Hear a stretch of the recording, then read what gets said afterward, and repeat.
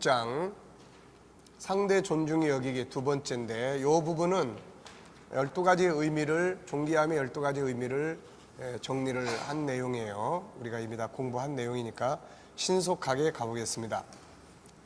전장에서는 내가 상대를 억압하는 건 무엇이며 그 결과와 함께 억압을 풀어줄 수 있는 여러 가지 방법들을 살펴봤다. 이제 본장에 상대방의 억압을 풀어주는 적극적인 방법인 상대방 존중함에 대해서 정리하고자 한다. 이건 존귀함의 영역에서 12가지 방법을 이야기하는 거예요.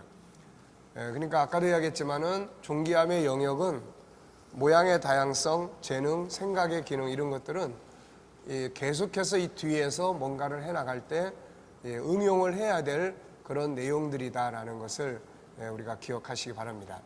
세상에 태어난 모든 사람들은 싫든 좋든 관계를 갖고 산다. 가족, 친구, 부부, 직장에서, 사회에서, 이웃들과의 관계에서 다양한 사람들을 만나서 공동체를 이루고 산다. 이 속에서 아름다운 삶, 성공적인 삶을 살기 위해서는 가장 중요한 것이 좋은 관계죠. 관계 때문에 망하고, 관계 때문에 흥하고, 관계 때문에 행복하고, 관계 때문에 불행해진다. 관계는 인생에 있어서 너무나 중요하다. 그래서 세상에는 관계에 대한 책들도 많고 가르치는 리더들도 많다. 인간은 누구나 인생에서 두 가지, 즉 성공과 행복을 간절히 바란다. 원래 인간은 백인백색이요 천인천색인지라. 당신의 성공관과 나의 그것과는 다를 수밖에 없을 것이다. 그러나 성공과 행복을 얻기 위해서 변호사건, 의사건, 실업가건, 세일즈맨이거든 어떤 직업에 종사하든 간에 반드시 터득하지 않으면 안 되는 중요한 것이 한 가지 있다. 바로 원만한 대인관계다.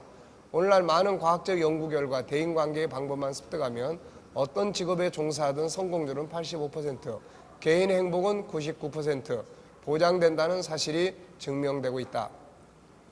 세계적인 동기부여가 브라이언 트레이시는 조직이 성공적으로 움직여 나가려면 리더와 조직원들의 인간관계가 90%를 차지한다고 한다. 미국의 카네기 공과대학 인간연구소에서 실패자 1만 명을 조사한 적이 있다.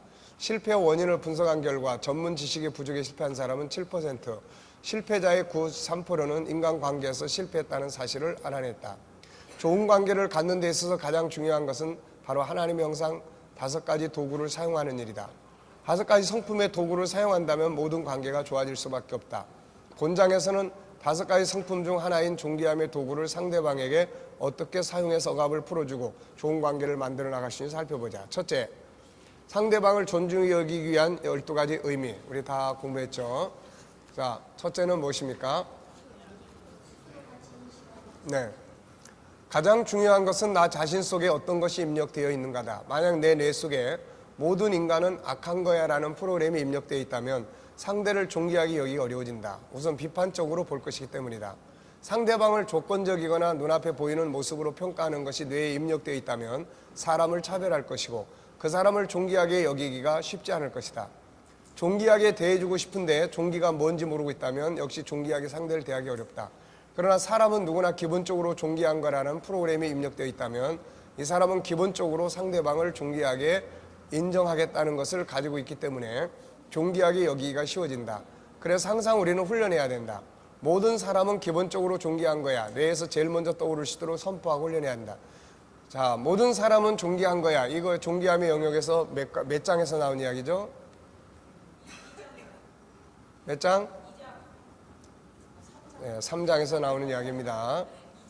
자, 그래서 스스로 존귀하게 이제 가치를 인정해 주는 거예요.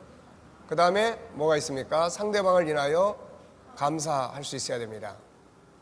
바울 사도는 항상 그의 편지에서 상대를 인하여 감사하다고 고백했다. 비록 문제가 있는 상황일지라도 일단 그들로 인하여 감사하는 것은 문제 해결에 큰 도움이 된다. 지금 위에 도표는 순서가 좀 바뀌었네요, 이게. 네. 자, 그 다음에 세 번째, 상대방에게 결례를 범해서는 안 됩니다. 예의를 지키는 거죠. 존귀하게 여기기 위해서 중요한 것 중에 하나는 예의를 지키는 일이다. 인사 그리고 신뢰관계를 망가뜨려서 안 된다. 무리한 행동들은 상대방을 억압하게 하는 원인이죠. 넷째, 상대방의 존재와 다름을 인정하고 그의 존귀한 가치와 수고를 인정하는 겁니다.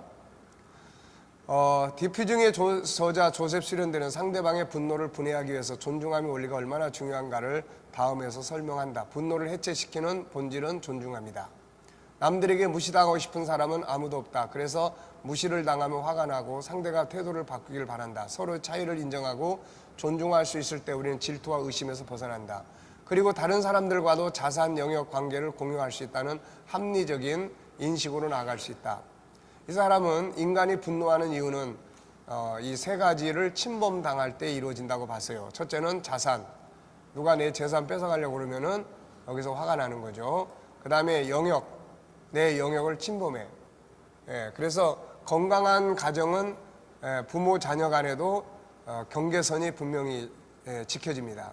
그런데 역기능적 가정은 이 경계선이 없어요. 그래서 부모가 아무 때나 애들 방 푹푹 열고 들어가고 또 애들의 생각을 막 아무 때나 막 무시하고 이제 이런 경계선이 정해져 있질 않아요. 이런 것들이 이제 이런 속에서 성장하는 아이들은 사회에 나가서 다른 사람의 경계선을 잘 지켜주지 않습니다. 항상 자기가 그것을 늘 경험하고 살았기 때문에 그래요. 이런 부분들입니다. 그 다음에 관계. 내가 누구와의 좋은 관계를 가지고 있는데 제3자가 끼어들어서 관계를 회방해요. 그러면 그 3자를 미워하게 되고 분노하게 되는 거예요. 관계를 지키기 위해서. 자, 존중은 성공적인 삶을 누리기 위한 근본적 수단이다. 존중이 대하라. 호의적 태도는 비범한 힘을 발휘한다. 존귀함의 본능은 내 안에만 있는 게 아니라 상대방 안에도 있다는 것을 기억하자. 댄과 의자 내려놔요. 간호사가 날카롭게 소리쳤다. 정신질환을 앓고 있는 댄이 의자를 머리 위로 들고 간호사에게 던지려 할 찰나다. 직원들이 그를 말리려고 달려왔다. 그의 얼굴은 아드레날린이 과도하게 분비되어 벌겋게 달아올라 있었고 격렬한 분노로 가쁜 쉼을 몰아쉬고 있었다. 그때 한 의사가 차분하게 다가갔다. 안녕하세요, 댄. 커피 한잔 할래요?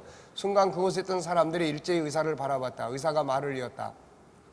카페인 없는 커피 한 잔 쳐. 그러자 댄은 미소를 띠며 의자를 바닥에 내려놓았다. 크림 넣고요. 두 사람은 아래층 주방으로 내려갔다. 이건 실화다. 댄은 나의 환자고 의사는 바로 나다. 사람들은 내가 어떻게 몇 초 만에 댄의 화를 진정시킬 수 있는지 의아했다. 나는 분노가 폭발하여 재앙으로 이을 수 있는 상황에 어떻게 상대를 존중하며 침착하게 개입할 수 있을지 많은 생각을 해왔다. 나는 댄을 믿고 그의 불편한 마음에 공감하며 침착하게 다가가는 것으로 그의 가치를 인정해 주었다. 그를 환자나 자제력을 잃은 사람으로 취급하지 않았으며 존중했다. 무척 단순해 보이지만 댄의 화를 잠재워 준 것은 바로 존중합니다. 우리는 보통 나는 정신이 멀쩡하고 상대방은 자제력을 잃은 사람쯤으로 이상한 사람쯤으로 취급할 때가 많아요. 그게 더 화가 나는 거죠. 자, 이런 거 조심해야 된다. 그래서 이 사람은 정신과 의사인데 이 사람은 분노의 해소 기술, 디퓨징이라는 책을 썼어요. 근데 이 책을 보면은 그 분노를 안에 쌓아두면 안 된다. 그래서 해소시켜야 되는데 그게 한꺼번에 폭발하면 사건을 일으키게 된다. 그래서 분노는 당연한 자기를 지키기 위한 원리지만은 그러나 그것을 밖으로 해소시킬 수 있도록 분해를 해야 된다. 이런 이야기를 하고 있는 거예요. 그러면서 분노를 조절하는 가장 중요한 건 존귀함의 능력이다 이야기입니다. 다섯 번째, 그 사람을 존귀하게 여기 위해서는 그 사람에 대해서 잘 아는 것이 필요해요. 그래서 연구하고 이해하는 거예요. 장점이 뭔지, 약점이 뭔지. 그래서 자꾸 약점을 건드려요.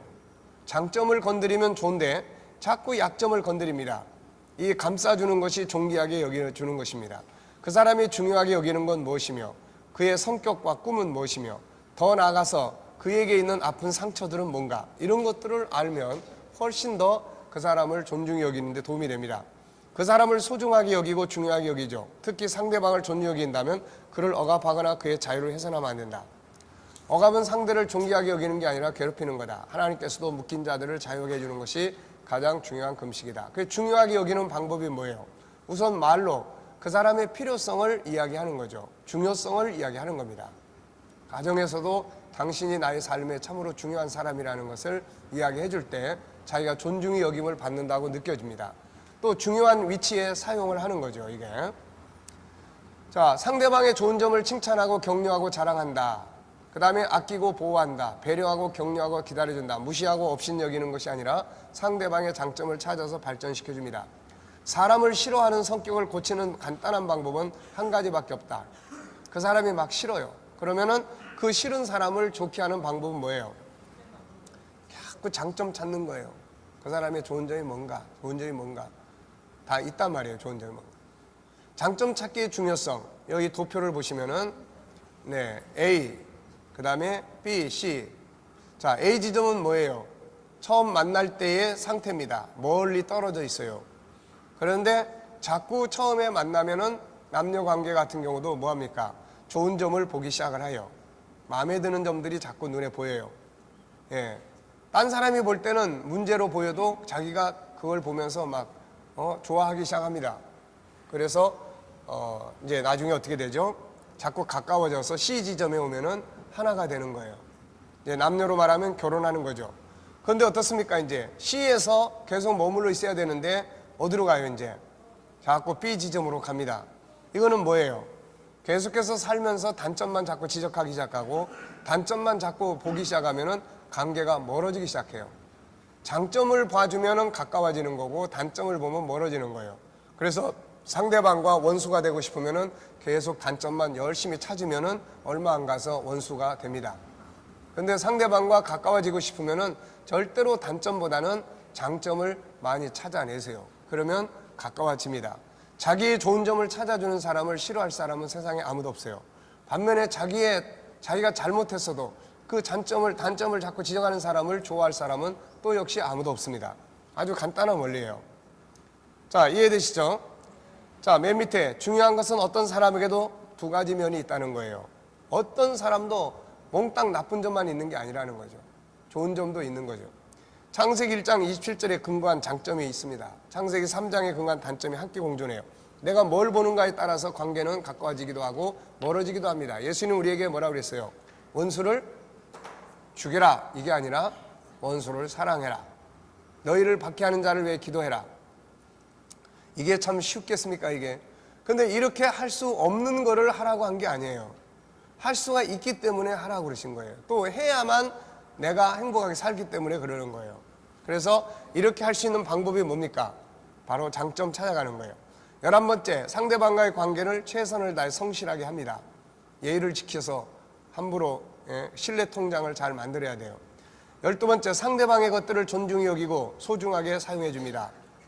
자, 두 번째는 언어부터 존귀하게 사용해라. 먼저 인사하고 좋은 점 찾아 칭찬하고 장점 찾아 격려하고 감사합니다, 미안합니다 등의 언어 잘 사용하고 덕분에 용법, 그 사람이 정말 필요하다는 것, 상대를 높이고 존중히 여겨주는 언어들을 개발해 사용해라. 행동은 중요하다. 말은 그럴듯하게 상대를 높이고 존중히 여기는데 행동에서는 신뢰가 없거나 불손하거나 결례를 행하거나 시간을 낭비하게 만들거나 상대방에 손해를 끼치거나 하는 것들은 상대를 존중히 여기는 것이 아니다. 자, 네 번째는 세상에는 뭣도 많다고 그랬습니까? 이상한 사람들도 많다고 그랬어요. 나는 존귀하게 대해주고 싶은데 상대방의 이상한 말, 행동 때문에 속상하고 괘씸해지고 존귀고 뭐고 다 버리고 한바탕 하고 싶은 사람도 있고 존귀함보다 무시하고 싶은 사람도 있고 멀리하고 싶은 사람도 있습니다. 우리는 보통 나한테 잘하는 사람은 존귀하게 여기려고 이익을 많이 응용을 하려고 애를 써요. 그런데 마음에 안 드는 사람한테는 그야말로 아무것도 안 씁니다. 그러니까 이런 부분들은 우리가 그래서 훈련하는 거예요. 그래서 마음에 안 드는 사람을 존귀하게 여길 수 있어야 이게 제대로 능력이 되는 거지. 예수님 말씀처럼 너희를 사랑하는 자를 사랑하면 무슨 상이 있겠느냐. 세리들도 이같이 하지 아니하냐. 또 너희 형제에게만 무난하면 세상 사람보다 나은 것이 뭐냐. 이방인들도 다 그렇게 하는 것이다. 그러니까 제대로 능력은 절대로 존귀하게 인정하기 어려운 사람을 존중히 여기는 거예요. 이게 훈련입니다. 아시겠죠? 자, 여기 보면 이제 이상한 사람들의 특징들이 쭉 소개되어 있습니다. 어떤 사람들입니까?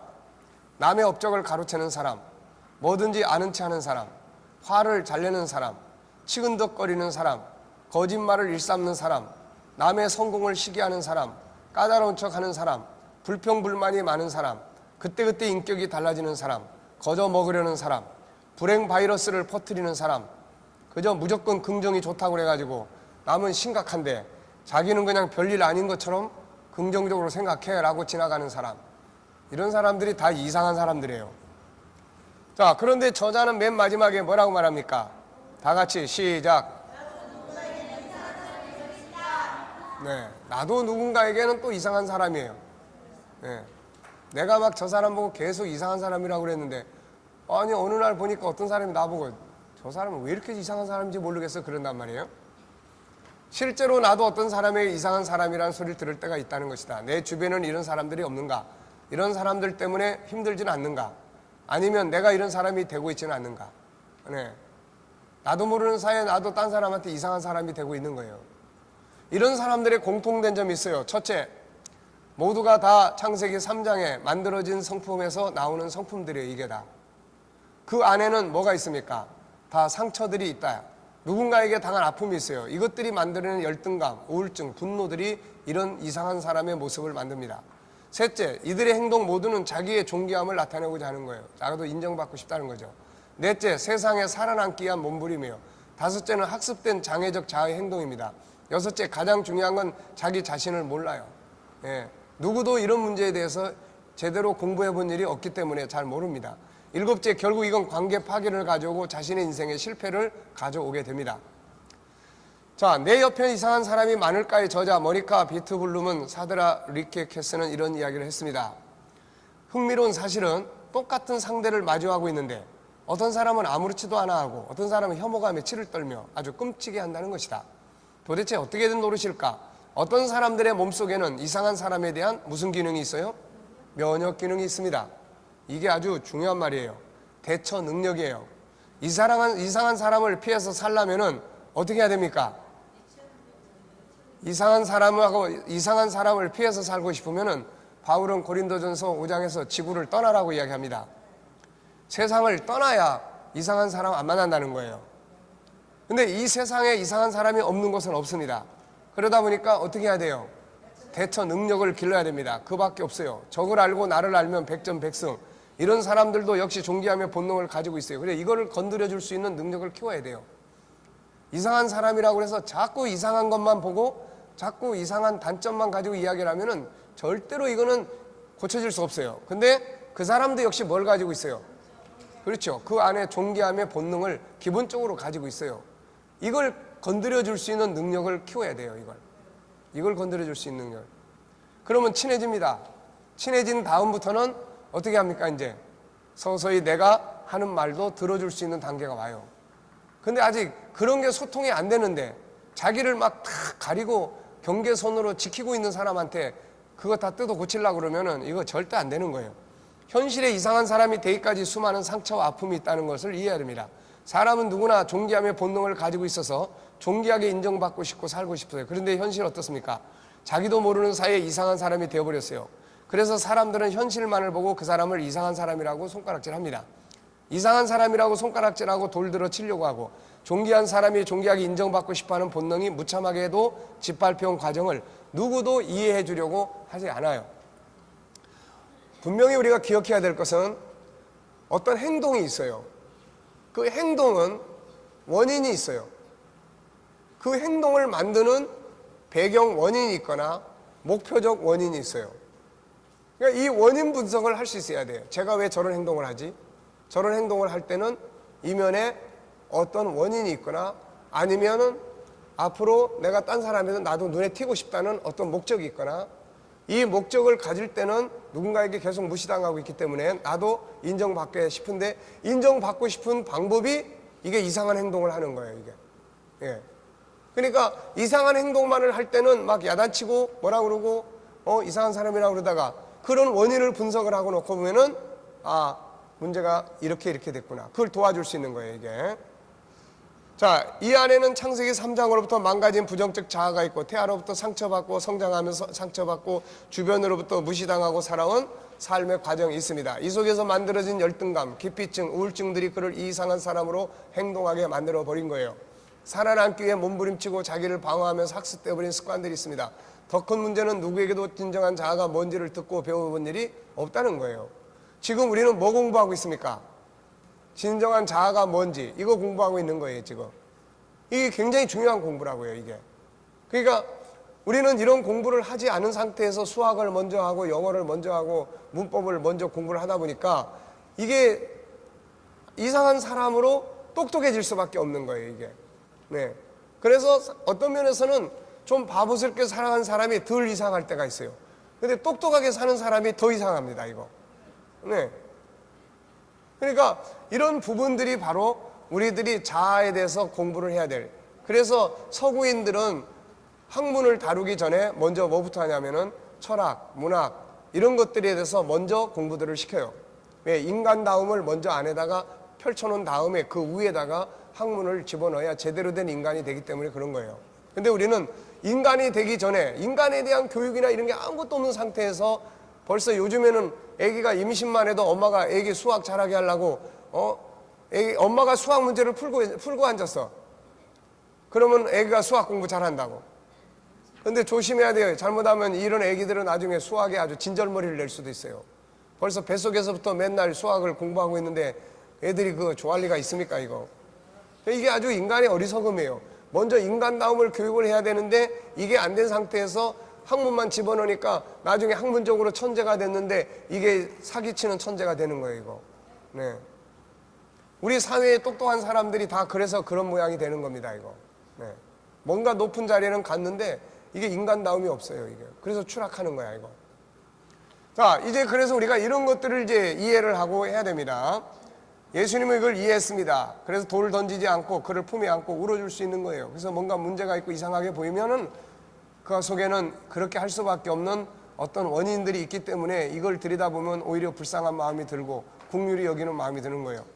그 사람도 존귀한 존재의 소중히 여김을 받아야 할 존재라는 사실을 기억해 주자. 누구보다 장점이 막 아름답고 존귀한 그의 본성을 기억해 주자. 그리고 그렇게 대의까지 당해오면서 받았을 상처와 아픔을 이해해 주자. 상처와 아픔은 열등감으로, 분노로, 우울증으로, 대인 기피증으로, 때로는 우월감으로 그야말로 이상한 사람으로 나타나게 한 것이라는 걸 이해해 주자. 무엇보다 중요한 것은 상대방을 존귀하게 여기려는 자세를 가질 때 상대방 어떠하든지 나 자신이 존귀한 사람으로 만들어져 간다는 점. 상대방의 상황에 따라서 상대적으로 반응하지 말고, 이게 중요한 거예요. 상대적으로 반응하면 안 됩니다. 상대적으로. 네가 그러니까 나도 그런다. 이건 상대적 반응이에요.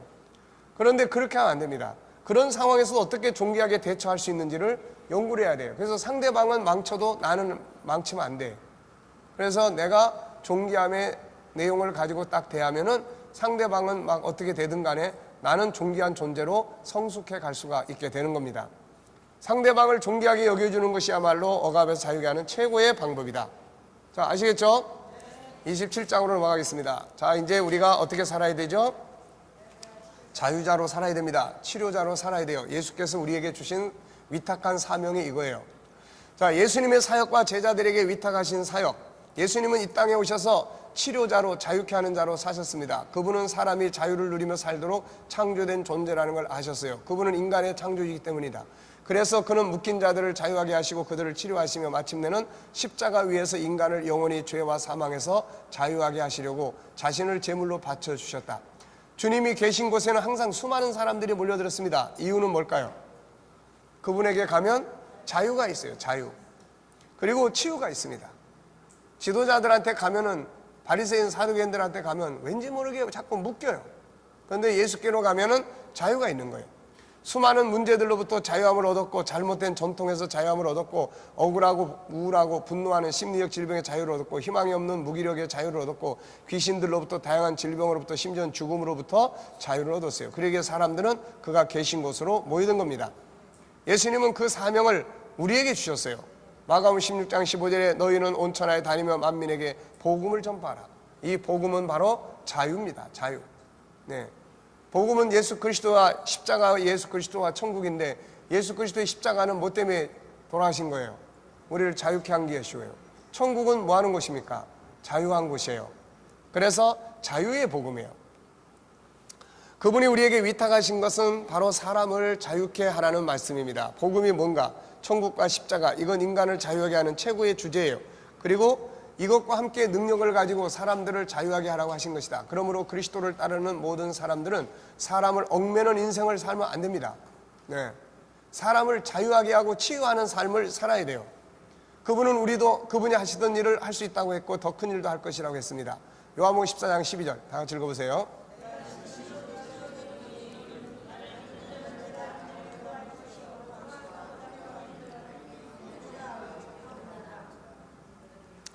자, 내가 하던 일을 너희들도 할 것이라고 이야기를 했습니다. 그래서 어느 분이 그런 이야기를 했다고 그래요. 목사가 되기 전에 먼저 사람이 되라. 네. 목사로서의 가장 중요한 자질은 일단은 복음을 바르게 아는 것이고, 그 다음에는 복음을 이룰 그릇으로 자기를 만드는 건데, 그게 바로 하나님의 형상 5가지를 이루어가는 삶을 살아가는 사람들이에요. 이게 없이는 목회하면서 잘못하면 사람들을 계속 얽매이게 되잖아요. 오히려 치유하는 게 아니라 병들게 만들고 자유케 하는 게 아니라 묶어버리는 역할들을 하게 되고, 그런 경우들도 많이 나타나고 있습니다. 그래서 우리가 이 목회자들에서 가장 기본 프로그램은 복음을 공부하는 거고, 그 다음엔 이 G7 공부해서 하나님의 형상을 만들어가는, 완벽할 수는 없지만은 그래도 적어도 그런 가치를 추구하고 그런 방향성에서 건강한 자기를 만들고 이러한 사람으로서의 역할을 해나가야 됩니다.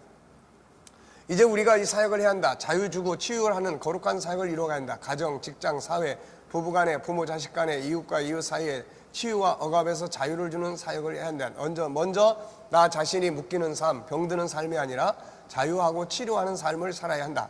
그리고 다음에는 다른 사람들, 곧 형제, 가족, 이웃들을 묶는 삶이 아니라 자유하게 하는 삶, 병들게 하는 삶이 아니라 치유하는 삶을 살아야 한다.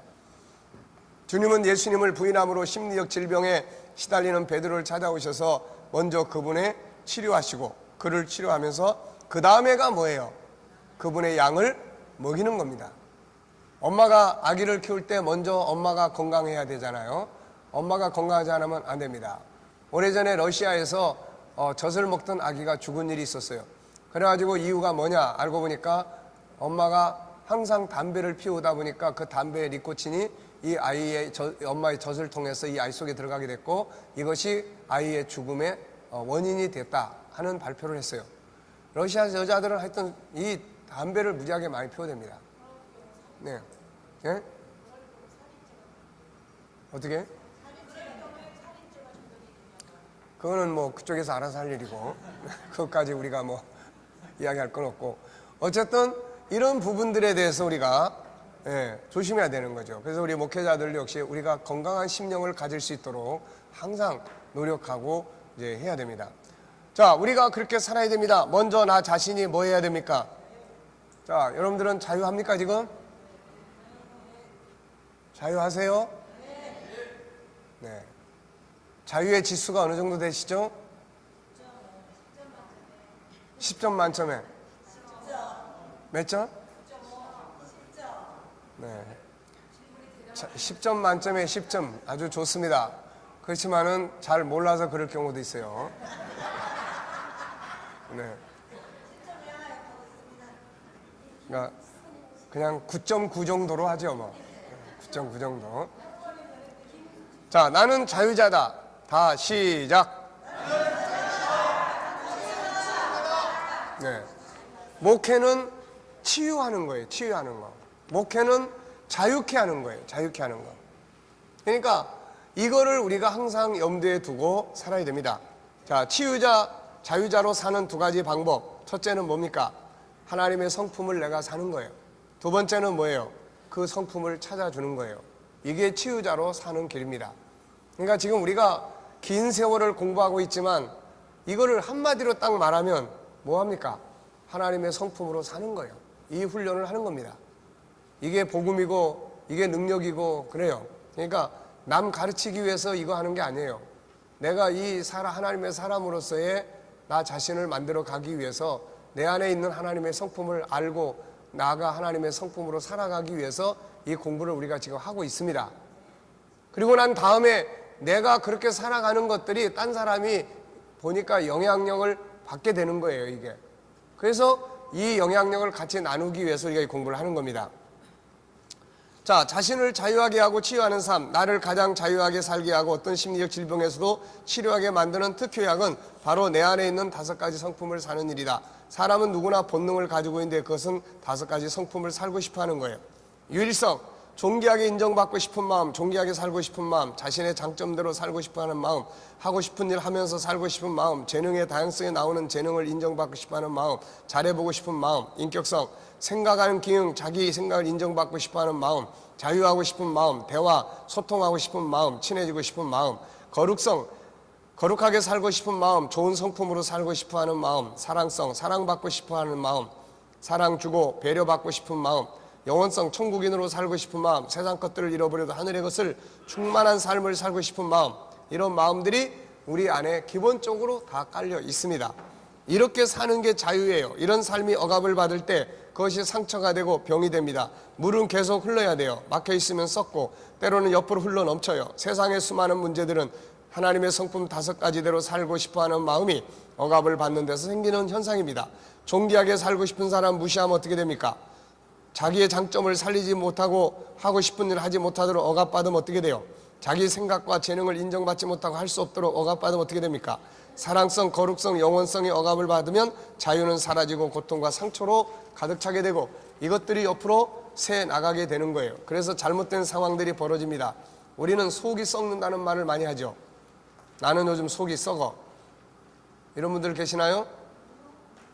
이 말은 속에 있는 5가지 성품이 자유를 누리지 못하고 억압을 당하고 있다는 말이에요. 그러므로 이것을 바르게 알아서 살 수 있을 때, 도와줄 때 자유함을 누리게 됩니다. 무엇보다 자기 자신을 자유하게 해요. 자신을 자유하게 하고 치료하기 위해서 다음과 같이 해보라. 막히면 뭐 해야 됩니까? 뚫어야 돼요. 하고 싶은 일들을 환경 때문에 하지 못하고 있다면 할 수 있는 방법을 찾아야 됩니다. 그래서 하고 싶은 일은 하고 살아야 돼요. 물론 나쁜 짓 하고 싶은데 그것도 하고 싶다고 해서 막 하고 살면은 그건 안 되는 거죠. 그거는 죄의 종로로 타는 것이에요. 여기서 말하는 건 5가지 성품입니다. 쏟아내야 됩니다. 성품의 본능을 안에다만 담아놓지 말고 말을 통해서, 생각을 통해서 이게 밖으로 쏟아져 나와야 돼요. 존귀함의 본능이 있으면 존귀함의 말이 밖으로 쏟아져 나와야 됩니다. 안에 있는 억압된 답답함이 있다면 그걸 밖으로 대화나 상담, 부르짖는 기도를 통해서 밖으로 쏟아내야 돼요. 최선이 아니면 뭐 해야 됩니까? 지금 어떤 사람은 먹고 살기 위해서 하고 싶지 않은 일을 하는 경우도 있습니다. 그러면 이제 하고 싶은 일은 또 있어요. 그럼 뭐 해야 돼요? 하고 싶은 일은 취미생활이나 봉사활동으로 하면 되는 거예요. 그래서 우리 교회도 어떤 사람, 그런 사람이 있습니다.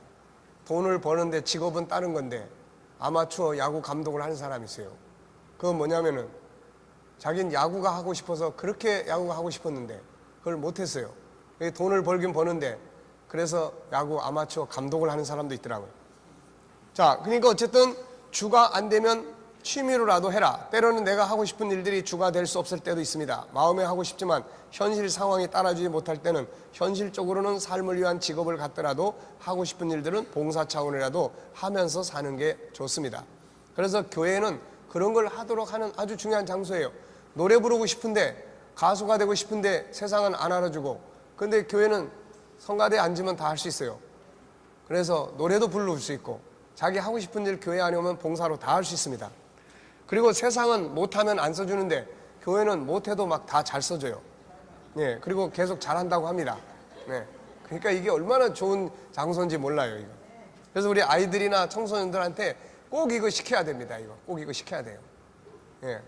교회 봉사하면은 그게 실질적으로 사회생활 속에서의 자기 임상을 훈련하는 거예요, 이거. 자, 자기 개발의 중요성을 인식하라. 자기 개발은 자신을 치유하고 치유하는 놀라운 방법 중 하나다. 항상 후회만 하지 말고. 어떤 사람은 옛날에도 후회했어. 2년 뒤에도 또 후회해. 그래서 그때 하라 그러면 뭔가 공부하고 하자 그러면 해야 되는데 또 안 해, 그때는 또. 그리고 나서 2년 뒤에 가서 남 졸업하는 거 보고 나도 그때 공부 시작했을 건데 또 그러고 살아. 이거 평생 그러면 안 돼요. 그래서 뭔가 내가 후회스러운 현장이 있으면 2년 뒤, 3년 뒤에 후회하지 않도록 내가 지금부터 뭐 공부하고 해야 되는 거예요. 근데 우리는 보통 나이들 이야기 많이 하잖아요. 이 나이에 공부해가지고 돈도 버는 것도 아니고 뭐 하려고 하냐고. 그래도 해야 되는 거예요. 이게 내 기쁨이기 때문에. 후회만 하지 말고 탄식만 하지 말고 자기 본능을 개발하는 데 힘써라. 100%가 안 되면 1%씩이라도 개발해보라. 특히 자기에게 말을 할 때 스스로 상처 주는 말, 억압하는 말 하지 말고 언어를 치료하는 말, 재능을 찾아주는 말, 자유하게 하는 말들을 사용하라.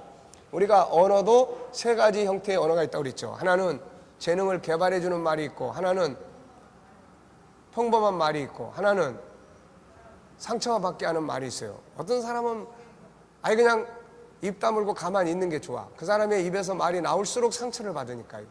그냥 안 하는 게 좋고, 어떤 말은 평범해. 학교 갔다 왔니? 숙제해라. 게임 조금만 해라. 그리고 밥 먹어라. 이건 다 평범한 말이에요. 그거 한다고 해서 재능이 개발되는 말이 아니에요. 그래서 재능 개발을 할 수 있는 말들이 뭔지 이런 걸 연구해서 하는 겁니다. 칭찬과 격려는 재능을 개발할 수 있고, 실수했을 때 그걸 교육의 터전으로 삼는다든지 하면 재능을 개발해 줄 수 있는 틀들이 되는 거예요. 그리고 질문을 하게 한다든지 오늘 뭘 배웠느냐든지 이런 것들은 다 재능을 찾아내게 하도록 도와주는 말들입니다. 다른 사람을 자유하게 하고 치유하는 삶, 상대방을 자유하게 하고 치유하는 방법 역시 동일하다. 상대방이 억압을 당하고 병들었다면 원인은 동일해요. 상대방 역시 그 안에 5가지 성품이 억압을 당하고 있는 것이다.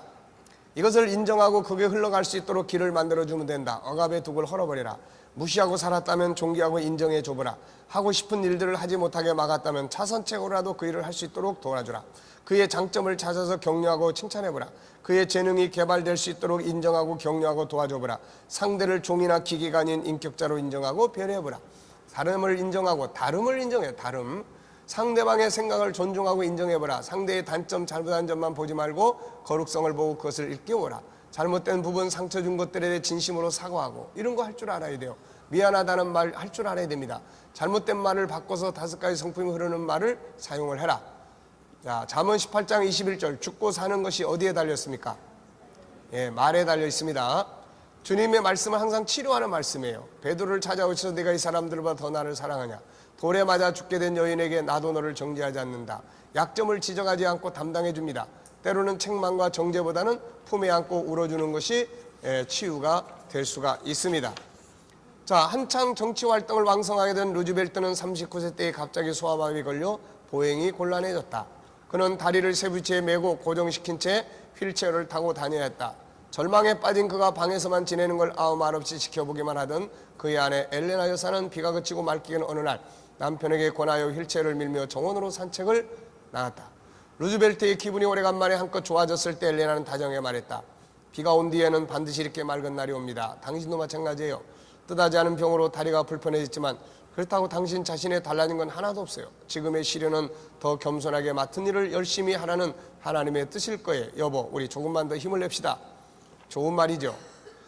그런데 하지만 나는 영원한 불구자요. 그래서 당신의 고생이 몇 갑절 더 많아질 텐데 그래도 당신은 나를 사랑하겠어. 감동을 주는 말은 이 뒤의 말입니다. 아니 무슨 그런 섭섭한 말을 해요. 그럼 내가 지금까지는 당신의 2다리만을 사랑했다는 말인가요? 아내의 재치 있는 말에 루즈벨트는 용기를 얻었습니다. 장애자의 몸으로 대통령에 당선되어 경제 공황을 뉴딜 정책으로 극복하고 미국 역사상 처음으로 4번이나 대통령에 당선되면서 영국의 처칠 수상과 긴밀히 연락을 취하여 2차 세계대전을 승리로 이끌었다. 재치와 유머가 있는 아내의 도움으로 이렇게 성공을 한 것이다. 자, 부주의한 말은 싸움을 붙이고 잔인한 말은 일생을 망치고 모진 말은 미움이 스며들게 하고 난폭한 말은 찌르고 죽이며 감사의 말은 장애를 제거하고 즐거운 말을 하루를 밝게 하고 때에 맞은 말은 고통을 줄여주고 사랑의 말은 상처를 치유하고 축복을 준다. 종처럼 지배하라고 했다면 성실하고 존중히 여기는 파트너로 인정해보라. 이런 자세들이 상대방을 치료하고 억압에서 자유하게 만들어준다는 걸 기억하자. 이미 앞에서 아프리카의 원주민들의 죄인 다루는 법을 살펴본 바 있다. 죄인을 가운데 세워두고 정죄하는 것이 아니라 지난날 그가 행했던 감사의 일들에 대해 감사의 뜻을 전한다고 한다. 그러면 이 죄인이 스스로 회개하고 돌아서게 된다는 것이다. 내면에 있는 거룩성을 끌어내주는 방법, 이걸 무슨 법칙이라고 하죠? 흘림의 법칙이라고 합니다. 잘못된 점만 보고 지적하고 책망하면 안에 있는 잘못된 부정적인 게 자꾸 끌려 나와요. 그런데 마음에 안 들어도 좋은 점을, 감사한 점을 이야기를 하면은 양심이라는 게 꿈틀대기 시작을 하는 거예요, 이게. 자, 불량아 상진이에 관한 이야기 다시 한번 보겠습니다. 상진이라는 아이가 있었다. 그는 고등학교 2학년이다. 상진이는 아무 이유 없이 학교 거울을 깨고 양극성 장애를 보이며 자해 시도를 여러 번의 상담실로 보내졌다. 상진이는 노숙자 엄마에게서 태어나 바로 시설에 맡겨진 아이다. 유치원 시절부터 ADHD 약을 복용했고 4학년 때는 짝을 칼로 찔러 죽이겠다는 말을 했다고 했다. 정식과 병동에 한 달 입원한 적도 있으나 별다른 진전이 없어서 나온 상태다. 상진이는 키가 또래보다 훨씬 작고 해소했다. 친구도 싫고 운동도 싫고 장래 희망을 물으면 술주정뱅이나 노숙자라고 이야기를 했다. 문장 완성검사라는 게 있습니다. 그래서 앞에는 이런 문장을 써놓고 뒤에는 자기가 완성하는 건데 이걸 통해서 심리검사를 할 수 있는 거예요. 내가 가장 좋아하는 활동은, 여러분은 뭐죠? 내가 가장 좋아하는 활동은 예를 들어서 G7 공부하는 거다, 뭐 이런 거. 네, 그런 말을 해야 좋은 거예요. 자, 내 친구들은 나보고 뭐라 그러죠? 근데 얘는 미쳤다고 한다. 나의 엄마는, 얘는 나를 버렸다. 나의 아빠는 모른다. 나의 아빠는 여기까지예요. 근데 얘는 모른다. 아마 알코올 중독자일 것 같다. 자, 학교는 얘는 뭐라고 그랬습니까? 빨리 때려치고 싶다. 아무 재미가 없다. 선생님들은 나를 피하는 것 같다. 내가 가장 아끼는 것은 카트나이프. 내 말을 잘 들으니까. 내가 만일 동물이 된다면 자유롭게 날아다닐 수 있으니까, 아니면 두더지 아무도 못 보니까. 나의 꿈은 없다. 노숙자가 될까? 참 답답한 이야기죠, 이게. 이런 상진이에게 어떤 장점이 있었을까? 본인은 아무 장점도 없다고 했지만 이 상담자는 이 아이를 이야기 나누는 동안에 다음과 같은 장점들을 발견하기 시작했습니다. 그림을 잘 그린다, 관찰력이 뛰어나다, 자기 생각을 조리 있게 말한다, 글씨를 반듯하게 잘 쓴다, 음식 만들기에 관심이 있다, 동물을 좋아한다, 여행을 좋아한다, 담배를 피우지 않는다, 호기심이 많다, 유머 감각이 있다, 놀이를 빨리 배운다, 몸 동작이 빠르다, 눈이 밝다, 귀가 잘생겼다, 목소리가 좋다. 이 밖에도 약 35가지의 장점을 찾아서 적어주자 상진이는 그 내용을 한참 들여다봤다. 그림을 좋아하고 잘 그린다는 점은 자신도 알고 있었지만 그것을 상담사가 알아주니 매우 기뻐했다. 그렇게 자신의 장점을 찾자 상진이의 태도는 달라지기 시작했다. 지금 상진이는 컴퓨터 그래픽을 전공하기 위해 전문대학에 진학할 준비를 하고 있다. 그림이라는 장점 하나를 살리면서 다른 많은 심각한 문제 행동들이 사라지고 좋은 점들이 부각되기 시작했다. 그는 그림을 그릴 때 가장 마음이 편하다고 한다. 약을 중단했지만 양극장애 증상을 몇 달째 한 번도 보이지 않고 있고 미술반에서 친구도 사귀었다고 한다. 감정 코칭입니다. 감정 코칭. 그러니까 상대방의 감정을 읽어주고 그 감정에 공감해주고 그 감정에 제목을 달아주고 그 감정에 어떻게 펼쳐갈 수 있도록 할 것인지에 대한 조언을 나누는 것이죠.